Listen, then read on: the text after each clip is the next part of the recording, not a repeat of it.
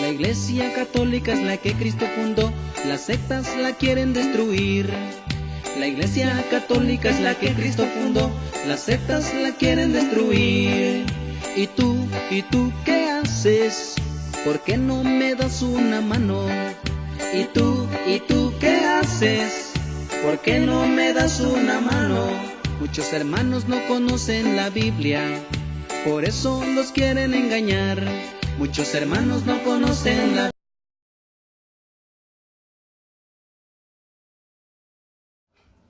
Buenas hermanos, en esta ocasión vamos a tocar un tema que desde hace tiempo tenía ganas de tocarlo.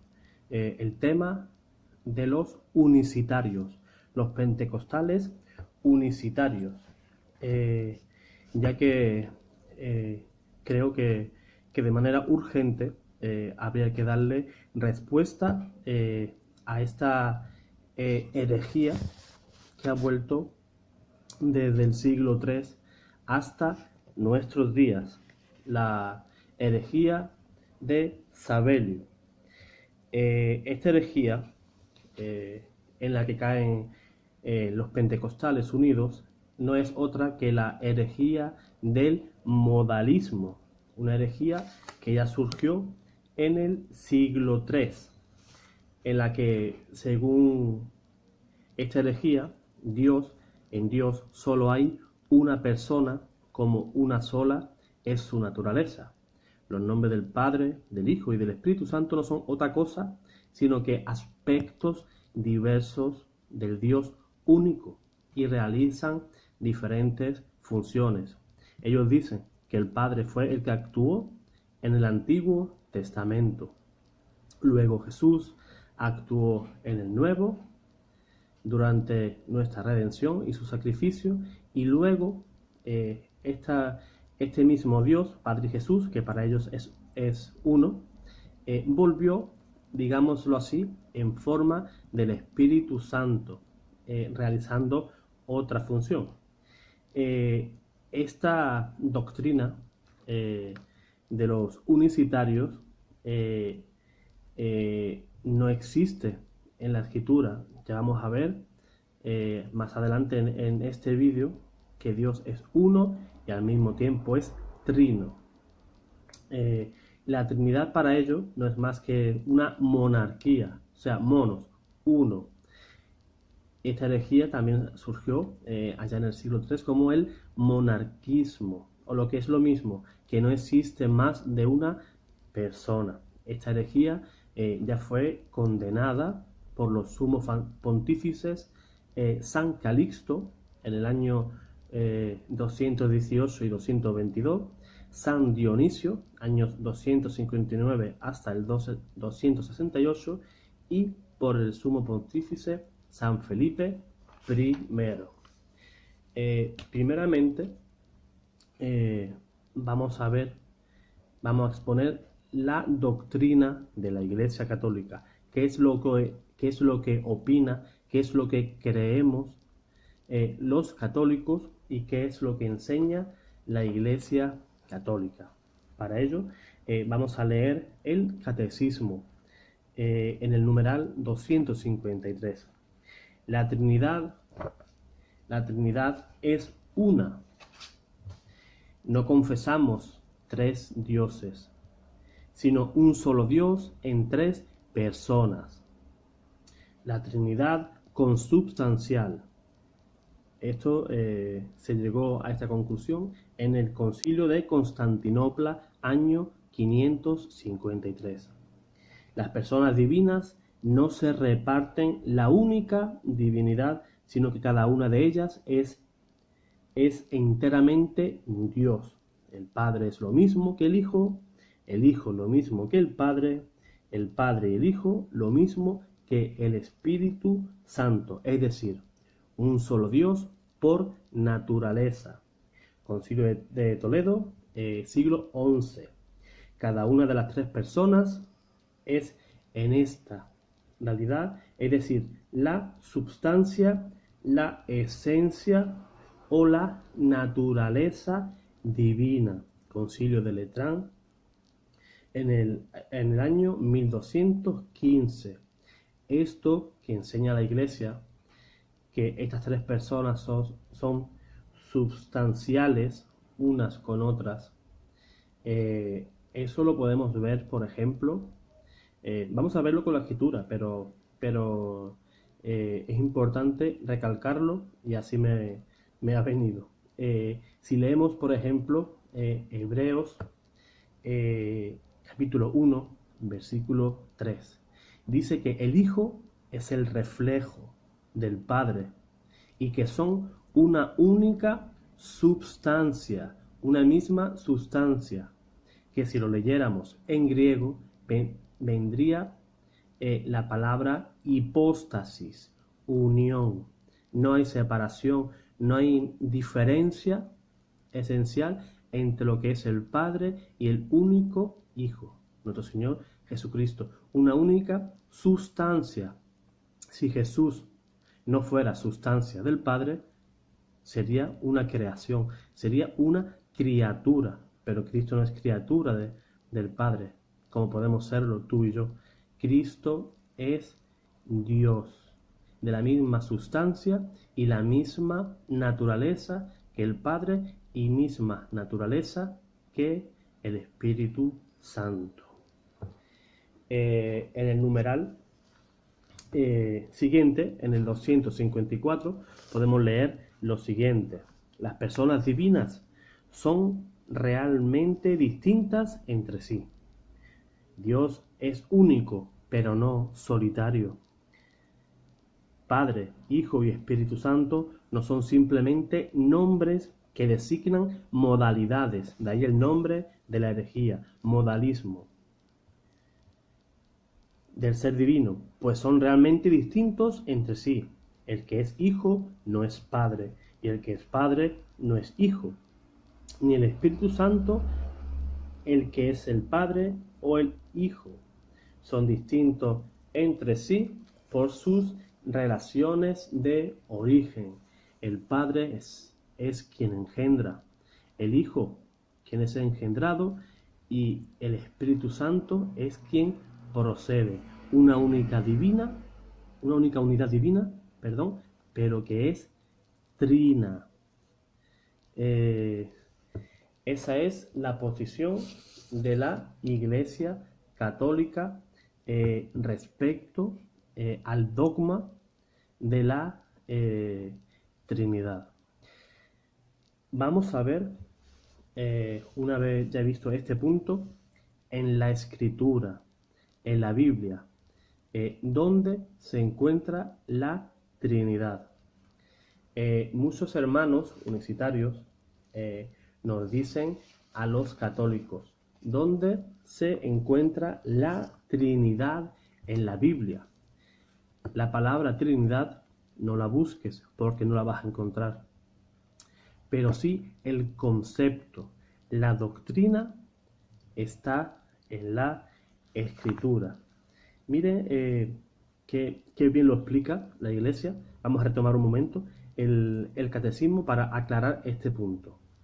Dice la Iglesia en su catecismo número 251. Dice así: para la formulación del dogma de la Trinidad, la Iglesia debió crear una terminología propia. Por eso ese término no existía antes de que la Iglesia declarara dogma y aclarara este asunto. La Iglesia, en su infinita misericordia, la Iglesia, que es el pilar y el fundamento de la verdad, tuvo que crear esa terminología, Trinidad, de tres, nidad, uno, tres en una unidad. Tuvo que crear una terminología propia con ayuda de nociones de origen filosófico, substancia, persona o hipóstasis, lo que ya hemos visto y os he comentado de primer capítulo de Hebreos, versículo 3, relación, etc. Al hacer esto, no sometía la fe a una sabiduría humana, sino que le daba un nuevo sentido, sorprendente a estos términos destinados también a significar en adelante un misterio inefable, infinitamente más allá de todo lo que podemos concebir según la medida humana. Esto lo dijo Pablo VI en el Credo del Pueblo, párrafo 2. Y seguimos en el siguiente numeral 252. Dice, la Iglesia utiliza el término substancia, traducido a veces también por esencia o por naturaleza, para designar el ser divino en su unidad, el término persona o hipóstasis para designar al Padre, al Hijo y al Espíritu Santo en una distinción real entre sí, el término relación para designar el hecho de que su distinción reside en la referencia de cada uno a los otros.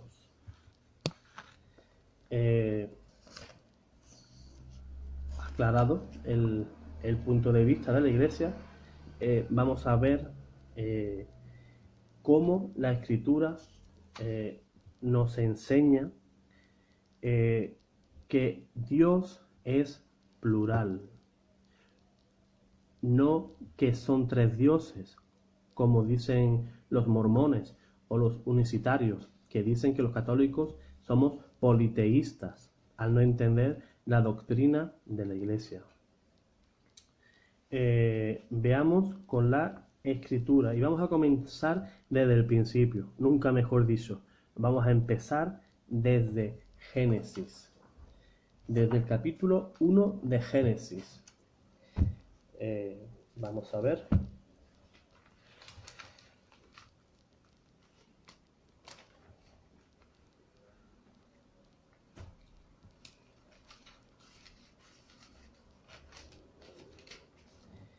Vamos a ver cómo la misma Escritura nos va a ir enseñando, nos va a ir mostrando que Dios es plural. Uno de los nombres que usan o que usaban los hebreos para llamar a Dios, o un título, mejor dicho, era Elohim. Elohim es un sustantivo plural. Es un sustantivo plural que designa, en otras palabras, que es un Dios, pero que en ese Dios hay diferentes personas. Es plural. Vamos a dar lectura a Génesis, capítulo 1, versículo 1. En el principio, Dios creó el cielo, la tierra. La tierra era caos y confusión y oscuridad.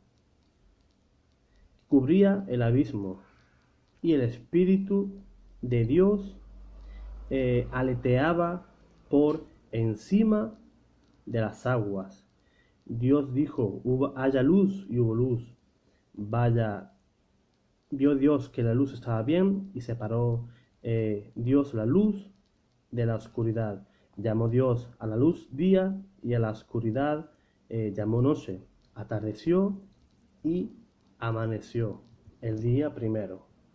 Como podemos ver, vemos a Dios Padre creando. Podemos ver el Espíritu de Dios como aleteaba sobre las aguas. ¿Y dónde está el Hijo?, me dirán algunos. Dios Padre, ¿cómo creaba? Creaba mediante su palabra.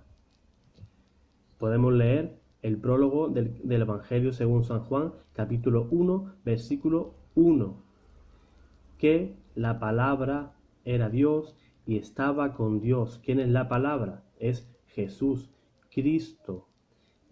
La palabra, en el sentido teológico, es Jesús. Dios creaba mediante su palabra. La palabra de Dios no son sonidos, no son letras, como podemos interpretar nosotros, sino que era el mismo Jesús quien, junto con el Espíritu Santo y el Padre, realizaban la creación. Dice en Colosenses que todo fue creado por Él y nada se creó sin Él. Otro verso, podemos verlo. Vamos a ir desde el principio de la Biblia y nos vamos a ir avanzando poco a poco en la escritura hasta irnos acercando al Nuevo Testamento, ya que la revelación se hizo paulativamente, fue de manera gradual. Vamos a leer el capítulo 1, versículo 26. Dijo Dios: hagamos al ser humano a nuestra imagen y semejanza. Veamos cómo Dios está hablando en plural. Está hablando con las otras dos personas de la Santísima Trinidad. Hagamos. Sería ilógico que Dios dijera hagamos si Él fuera un Dios solo, un Dios solitario. Como hemos dicho, Dios no es un Dios solitario, es un Dios comunitario. Padre, Hijo y Espíritu Santo. Vamos a leer en el mismo Génesis, capítulo 11, versículo 7. Versículo 7. Dice la Escritura: bajemos pues, y una vez allí confundamos su lenguaje, y de modo que no se entiendan entre sí. De nuevo, Dios habla con las otras dos personas de la Santísima Trinidad. Como hemos dicho, sería ilógico que Dios hablara solo, que Dios estuviera en un estado senil, que hubiera perdido la cabeza, como muchos podrían arguir, pero no es así. Dios es un Dios plural. Vamos a irnos ahora al Salmo 110. Salmo 110. Esto lo pueden ir buscando en casa también ustedes y lo pueden ir viendo, para que vean que yo no ando inventándome nada.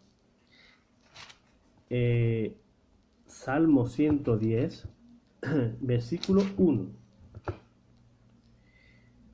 Oráculo de Yahvé, mi Señor, a mi Señor. Está haciendo una distinción. Oráculo de Yahvé a mi Señor. Siéntate a mi diestra hasta que haga de tus enemigos estrados a tus pies. ¿Quién está sentado? ¿Quién está sentado a la derecha del Padre? Si no es el Hijo. Ya vemos las dos personas. Sería ilógico, sería impensable pensar que yo me sentara junto a mí.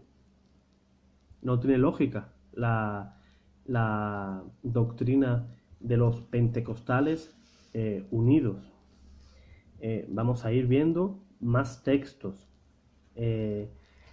Vamos a ver en este caso Isaías, capítulo 48, versículo 16.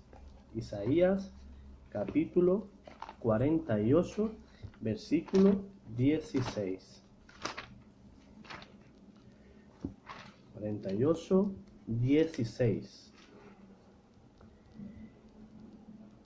Dice la palabra del Señor: acercaos a mí y escuchad esto.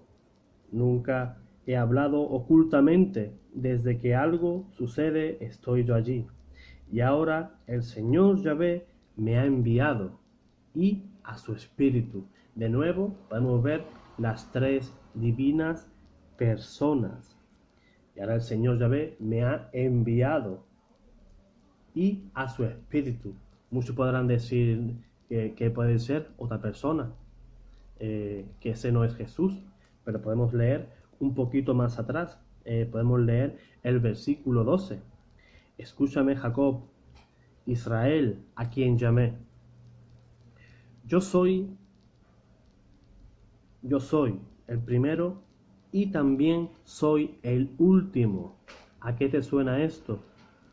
Al libro de Apocalipsis, donde el Señor dice: yo soy el primero y el último. Yo soy el alfa y el omega.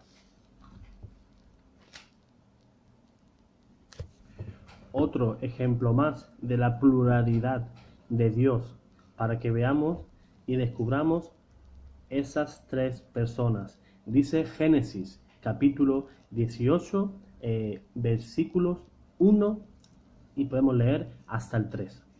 Después se le apareció, esto te lo voy a leer en la versión Reina Valera. Después se le apareció Jehová en el encinar de Mambré, estando sentado a la puerta de su tienda en el calor del día.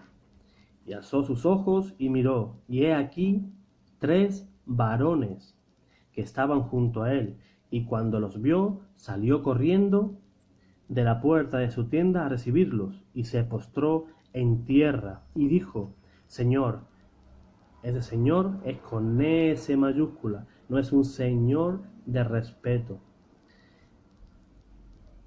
ni de honra. Dijo: Señor, si ahora he hallado gracia a tus ojos, te ruego que no pases de tu siervo.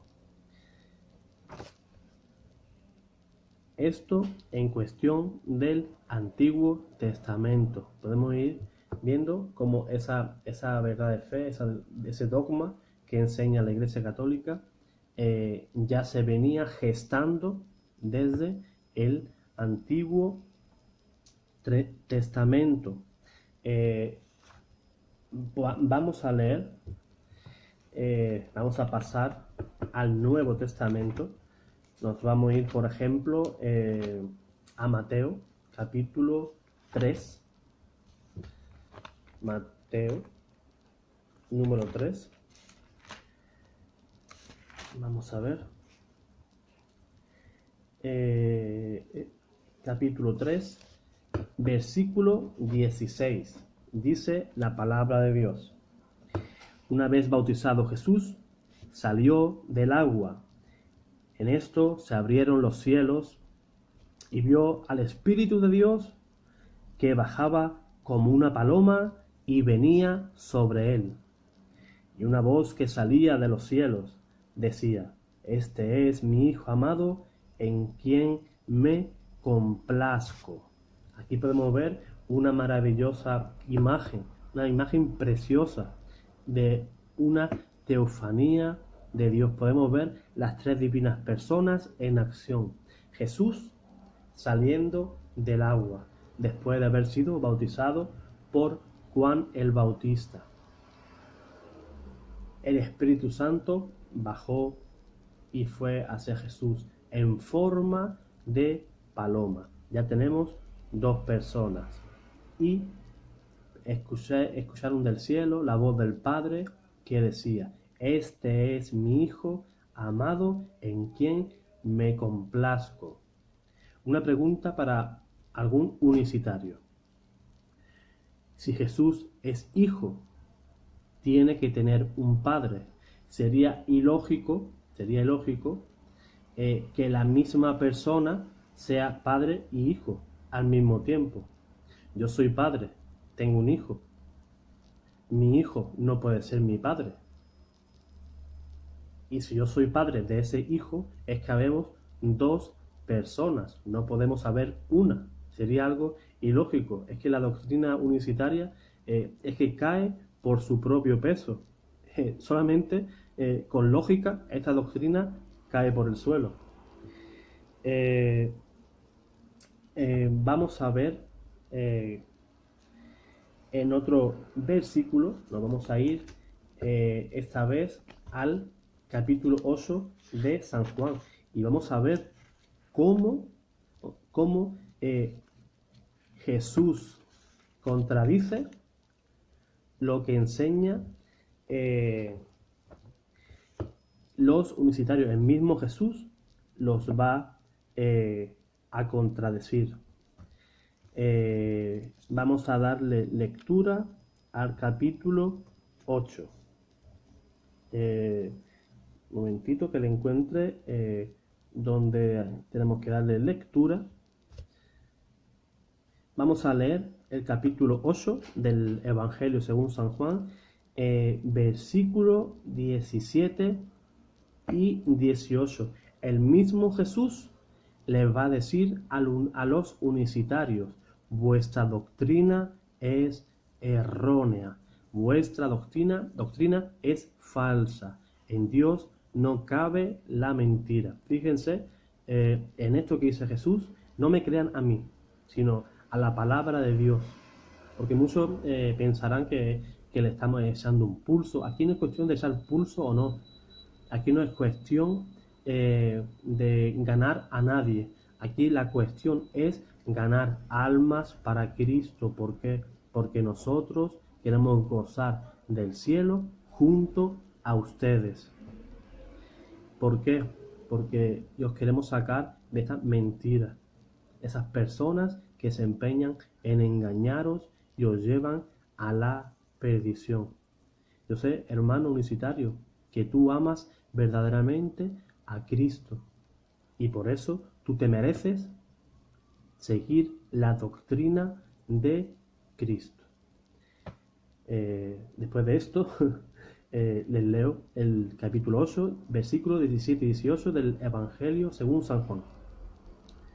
Y vuestra ley reconoce la validez del testimonio de dos personas. Vamos a ver quién son esas dos personas. Yo doy testimonio de mí. O sea, Jesús dice: yo soy persona. Vamos a ver quién es la otra persona. Pero también da testimonio de mí el Padre que me ha enviado. Jesús ahora mismo se desmarca de la doctrina unicitaria. Jesús llama persona y se declara persona. O sea, ya en Dios tenemos dos personas. Vamos a seguir avanzando y vamos a ver cómo el Espíritu Santo también es persona.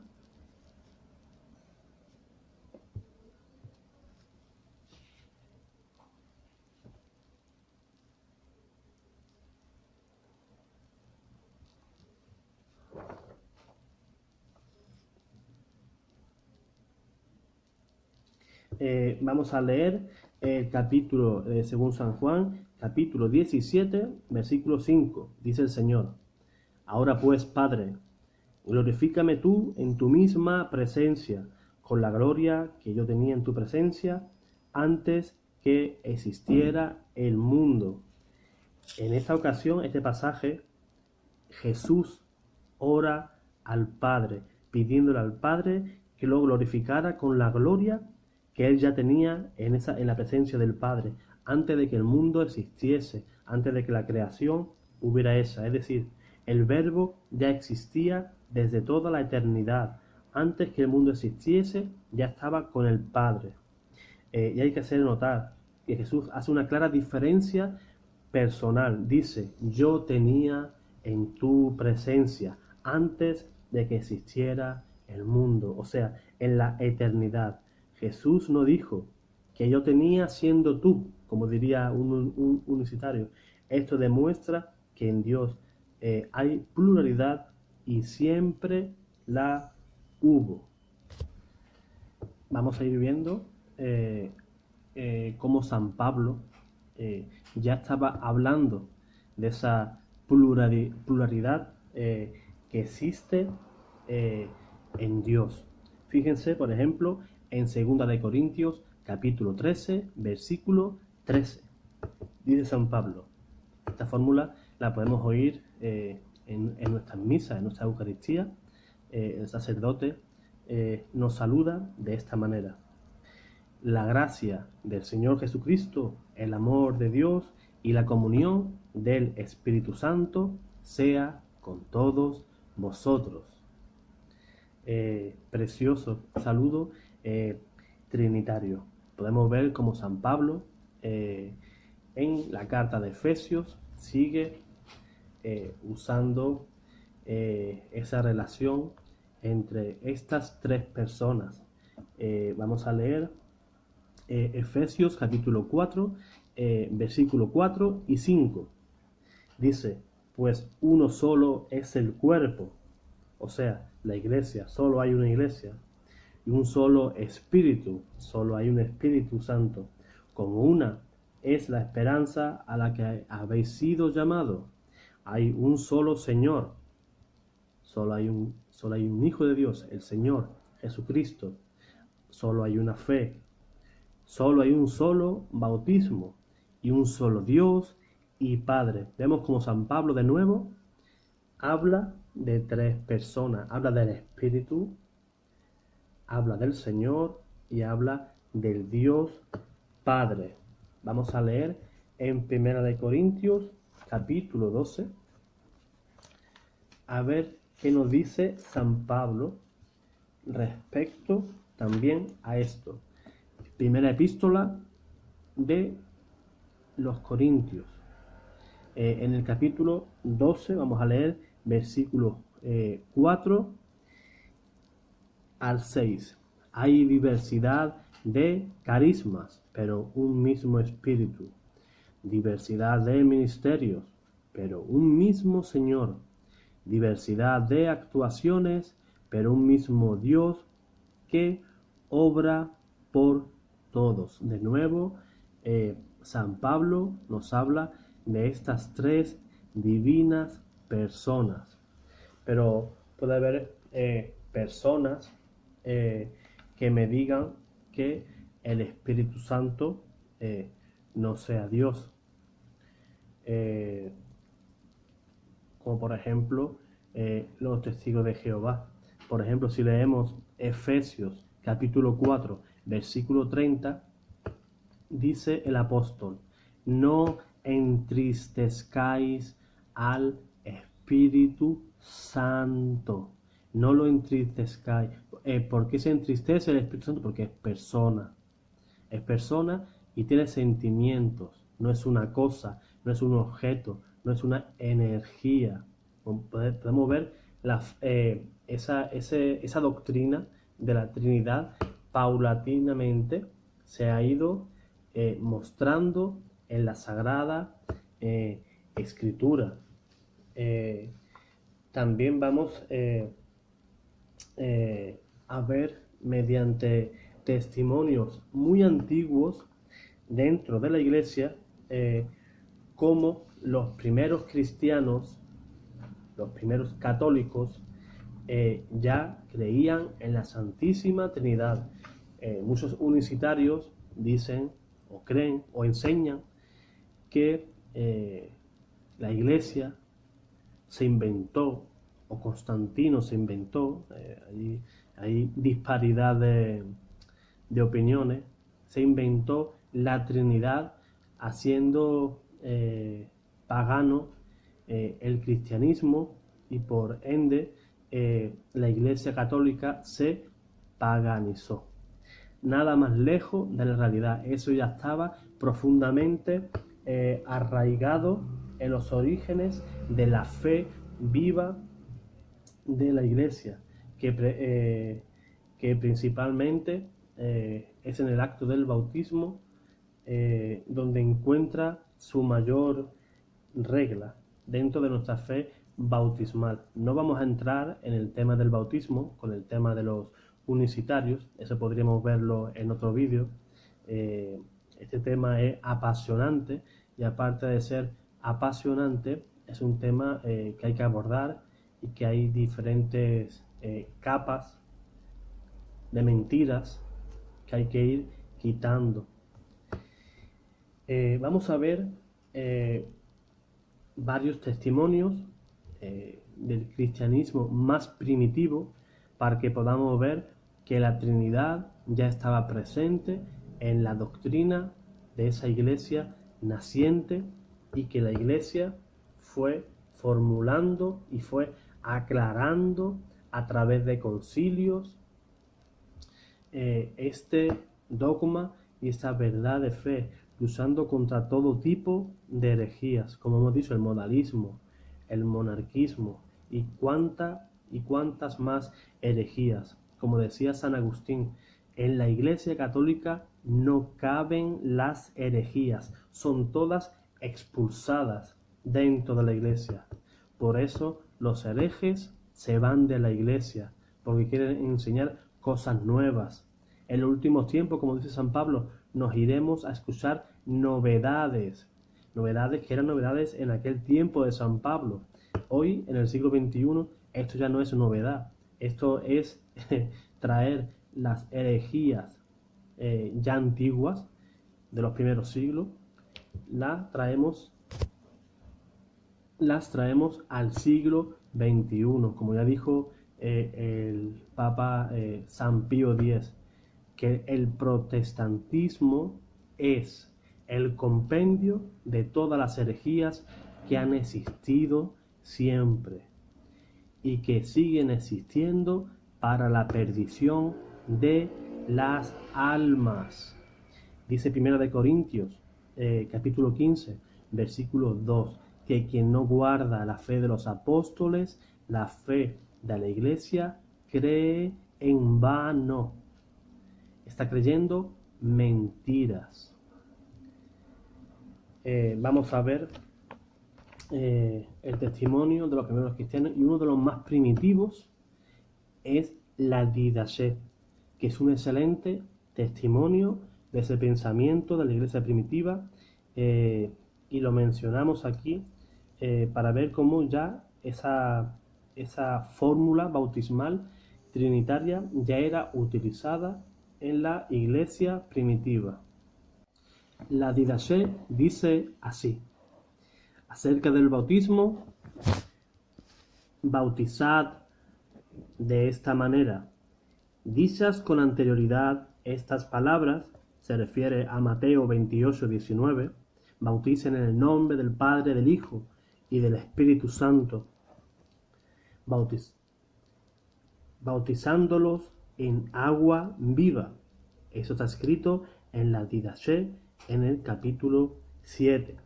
Podemos ver otro testimonio bastante temprano de San Policarpo en su carta a los esmirnianos, a la comunidad de Filomeno, donde se narra el martirio de San Policarpo,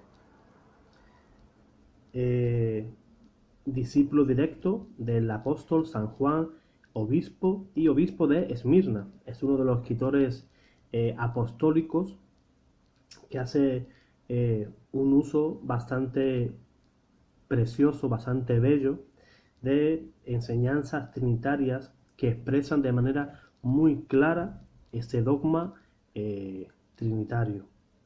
Dice así: a él, se refiere a Jesucristo, sea la gloria con el Padre y el Espíritu Santo. ¿Ve?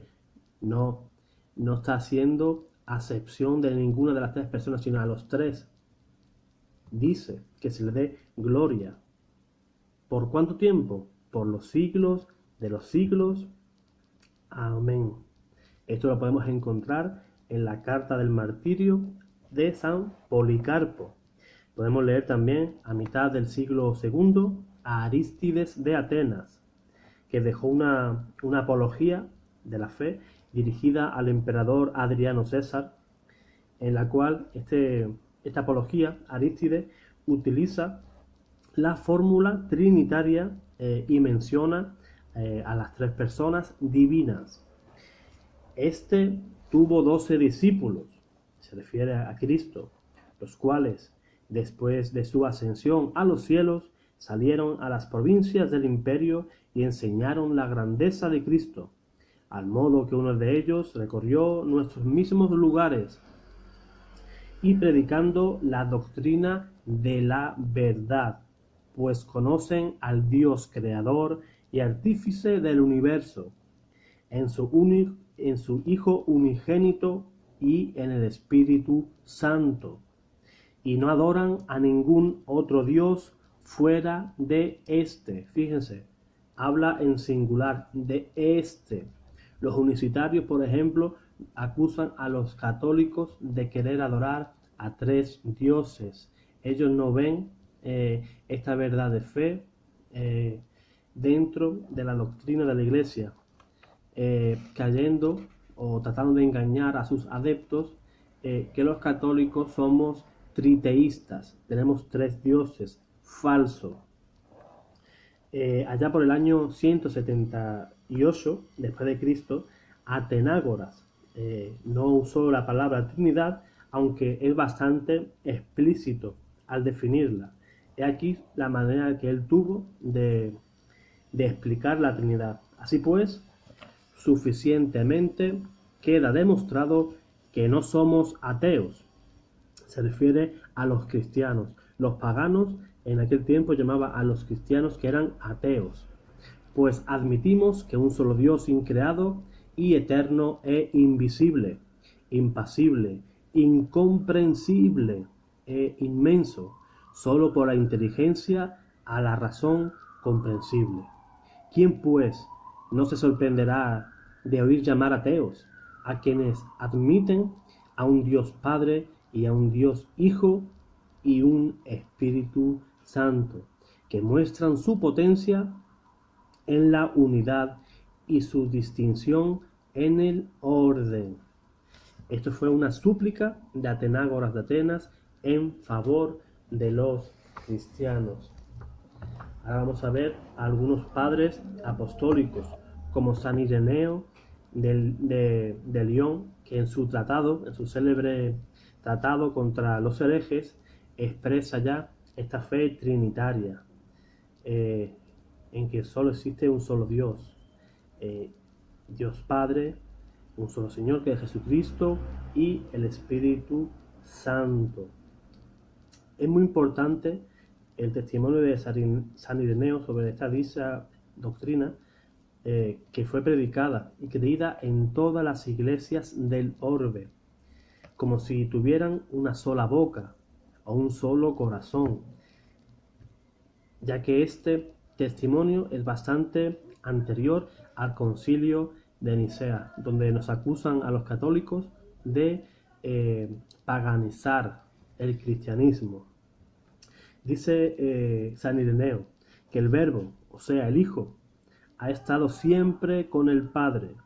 De múltiples maneras lo hemos demostrado, y que también su sabiduría, o sea, su espíritu, estaba con él antes de la creación. Otro testimonio, Teófilo de Antioquía, allá por el año 180 después de Cristo. Los 3 días que preceden a la creación de los luminares son símbolo de la Trinidad, de Dios, de su Verbo y de su sabiduría. Teniendo pues Dios a su Verbo inmanente en sus propias entrañas, le engendró con su propia sabiduría, emitiéndole antes de todas las cosas. A este Verbo tuvo él por ministro de su creación, y por medio de él hizo todas las cosas. Este se llama principio, pues es príncipe y señor de todas las cosas por él fabricadas. Uno de los primeros en usar la palabra Trinidad fue Tertuliano, que dijo lo siguiente: para la Iglesia es propiamente y principalmente el Espíritu mismo, en el cual es la Trinidad una divinidad, Padre, Hijo y Espíritu Santo.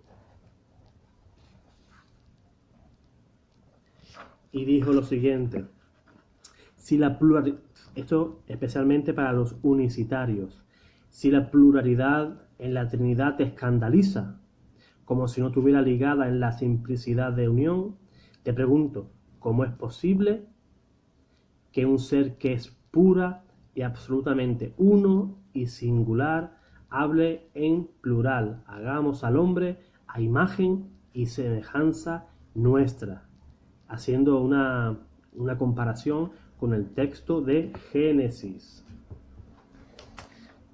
Orígenes dijo lo siguiente. Orígenes utilizó frecuentemente el término Trinidad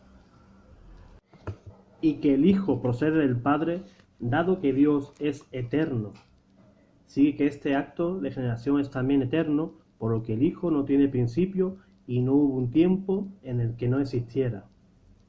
Dijo Justino Mártir en el año 165 en su primera apología, y distingue claramente el orden de las tres personas. Y luego demostramos que con la razón honramos también a Jesucristo, que ha sido nuestro Maestro en estas cosas y que por ello nació, el mismo que fue crucificado bajo Poncio Pilatos, procurador que fue de Judea en tiempo de Tiberio César, que hemos aprendido ser hijo del mismo y verdadero Dios, y a quien tenemos en segundo lugar, así como el espíritu profético que tenemos en el tercero. Eso lo dijo Justino Mártir en su apología. Dijo también San Cipriano de Cartago, para que vean cuánta documentación existe sobre la Trinidad, y que los primeros cristianos creían fervientemente en ella y ya era una doctrina dentro de la Iglesia Católica. Después de la resurrección, cuando el Señor envió a los apóstoles a las naciones, Él les ordenó bautizar a los gentiles en el nombre del Padre, del Hijo y del Espíritu Santo. Cristo mismo ordenó que las naciones sean bautizadas en la completa y unida Trinidad.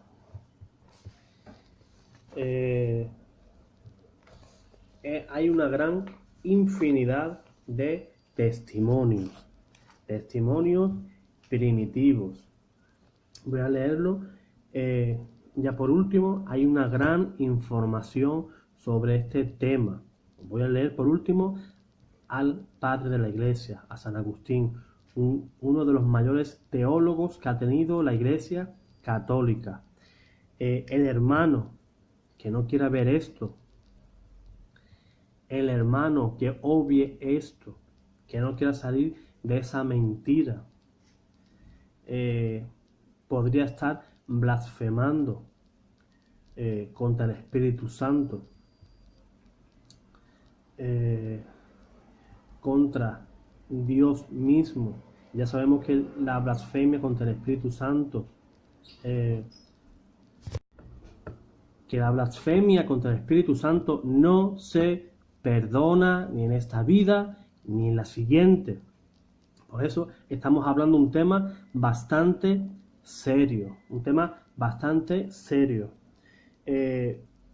Como ya he dicho, voy a darle lectura a dos fragmentos de la obra de San Agustín, una obra y un tratado sobre la Trinidad. Este gran teólogo, este gran padre de la Iglesia, dijo lo siguiente: pero algunos se turban cuando oyen decir que el Padre es Dios, que el Hijo es Dios y que el Espíritu Santo es Dios. Muchos se turban, como los unicitarios, y sin embargo no hay tres dioses en la Trinidad, como nos acusan los unicitarios. No somos triteístas, sino trinitarios. Y dice así: sino un solo Dios, y tratan de entender cómo puede ser esto. A los unicitarios no le entra en la cabeza. Y sigue diciendo San Agustín: especialmente cuando se dice que la Trinidad actúa inseparablemente en todas las operaciones de Dios. Eso lo podemos encontrar en la página 141, como ya hemos dicho, de la obra de San Agustín sobre la Trinidad, un tratado de San Agustín sobre la Trinidad. Y dice más San Agustín: por lo cual, con la ayuda del Señor nuestro Dios, intentaré contestar, según mis posibles, a la cuestión que mis adversarios piden, a saber, que la Trinidad es un solo Dios, único y verdadero Dios. Y cuán rectamente se dice, se cree y se entiende que el Padre, el Hijo y el Espíritu Santo son de una misma esencia o substancia. existen infinidad de testimonios, de escritos. Quien no crea este dogma, esta verdad de fe, está totalmente envanecido. No quiere dar su brazo a torcer y es un soberbio. Prefiere, como decía San Agustín, quien es vencido por el error, quien prefiere ser vencido por el error, sería mejor que fuera vencido por la verdad. Muchos prefieren ser vencidos por el error.